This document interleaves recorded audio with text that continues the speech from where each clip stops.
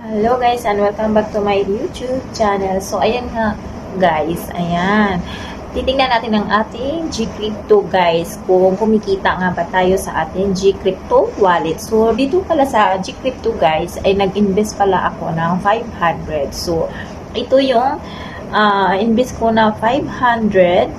Tapos guys, ngayon ay 429 na lang sa loob ng 10 days. So ang mga nabili ko pala guys, ito yung mga tinaray ko na binili. Like, ang first ko binili is BTC. Ayan, Bitcoin BTC. Ether, Avi, ADA, Python, and WorldCoin. So, ayun nga guys, lahat ng yan ay 500 ang ininvest ko. So, dito pala guys ay, kunyari, bibili ka ng 200. Ang malalagay na lang doon sa ano mo, portfolio mo is 188. Ganon.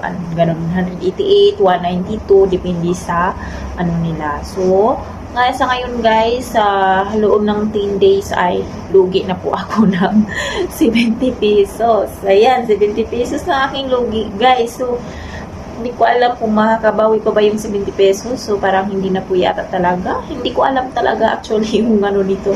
Nalilito na ako. Hinayaan ko na siya na hinayaan. Eh, parang pababa naman ng pababa hanggat sa mauubos ata to guys. Kaya, for me, hindi ako masyadong compatible dito. So, gagawin ko na lang siguro is i-withdraw ko na lang ito sa account ko. Ayan. Hindi siya kumikita guys. Pababa na pababa, 500 yung puhunan ko. Ngayon, 429.36 na lang yung pera ko.